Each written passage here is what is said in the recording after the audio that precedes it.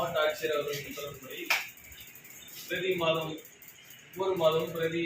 2வது சனிக்கிழமை அன்று கோயம்புத்தூர் மாவட்டத்தில் உள்ள அனைத்து வட்டத்திலும் குறிப்பிட்ட இந்த